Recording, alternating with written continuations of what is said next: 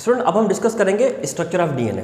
DNA के structure को समझना बड़ा इंपॉर्टेंट है क्योंकि डीएनए एक ऐसा पॉलीन्यूक्लियोटाइड है जो कि आपको यानी हर किस्म का सब्जेक्ट जो भी मेडिकल साइंस में आप चूज़ करते हैं उसमें आपको पढ़ना पड़ेगा।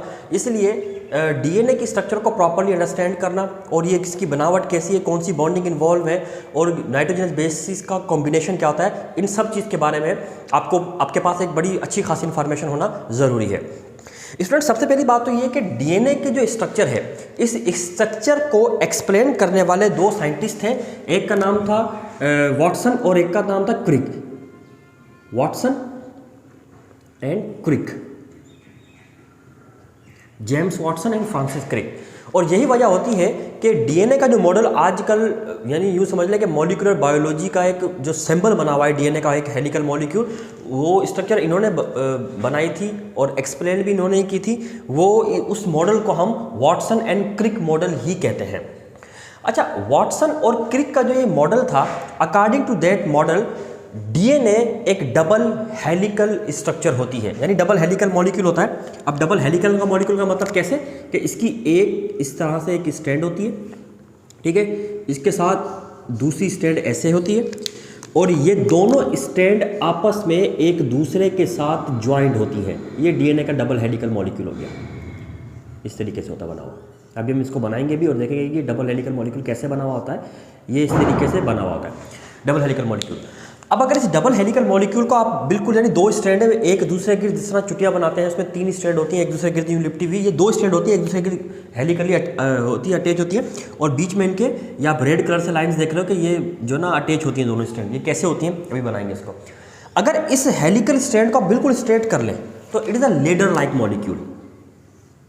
एक लेडर लाइक मॉलिक्यूल, एक सीढ़ी की तरह का एक मॉलिक्यूल बन जाएगा और ये सीढ़ी के मॉलिक्यूल मुकम्मल हुआ इस तरीके से, इस तरह से सीढ़ी का एक मॉलिक्यूल बन जाता है, ठीक है।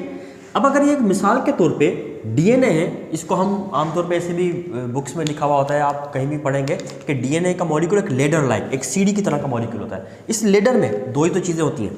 एक तो ये आप देखते हैं लेडर में इसके जो दो बांस होते हैं जो साइड्स में, जिनको हम अपराइट कहते हैं, अपराइट जो होते हैं वो। और दूसरा ये देखें रेड कलर से जिसके ऊपर हम ऐसे पाँव रख के ऊपर चढ़ते हैं, दीज आर कॉल्ड रंग स्टेप्स, रंग स्टेप्स, ठीक है।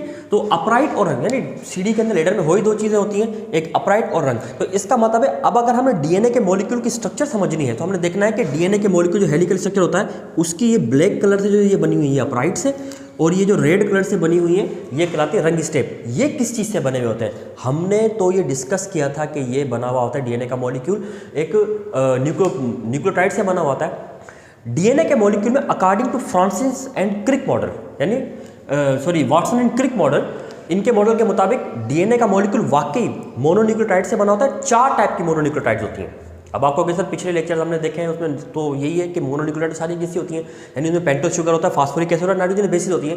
लेकिन हमने इससे प्रीवियस जो हमारा लेक्चर था उसमें पढ़ा था कि नाइट्रोजन बेसिस भी डिफरेंट टाइप की होती हैं, यानी प्यूरिन, पैरामिडिन, फिर एडेनिन, ग्वानिन, साइटोसिन और थायमिन, ये आ गई। अब जिस न्यूक्लियोटाइड के साथ जो भी नाइट्रोजन बेस होती है वो अलग टाइप की बन जाती है। इस तरह एक न्यूक्लियोटाइड होगी जिसपे एक नाइट्रोजन बेस होगी एडेनिन, दूसरी में ग्वानिन, तीसरी में साइटोसिन, चौथी में थायमिन। इस तरह से 4 डिफरेंट न्यूक्लियोटाइड्स बन जाती हैं। और वाटसन और क्रिक के मॉडल में ये बताया गया था कि डीएनए का मॉलिक्यूल इन 4 डिफरेंट टाइप की न्यूक्लियोटाइड के कॉम्बिनेशन से ही बना हुआ होता है। अब हम डीएनए के मॉलिक्यूल को बनाकर देखते हैं और देखते हैं कि डीएनए का मॉलिक्यूल किस तरीके से बना होता है। और इसमें हमारा फोकस होगा कि रंग स्टेप किस चीज़ से बने हुए होते हैं, और सॉरी ये रंग स्टेप किस चीज़ से बने होते हैं और ये अपराइट ये चीज़ें किस तरह बनती होती है, ताकि वो जो एक चीज़ बताई गई है कि डीएनए का मॉलिक्यूल एक लेडर लाइक मॉलिक्यूल होता है वो कंप्लीट हो जाए और उसको हम थोड़ा सा समझने की कोशिश करते हैं।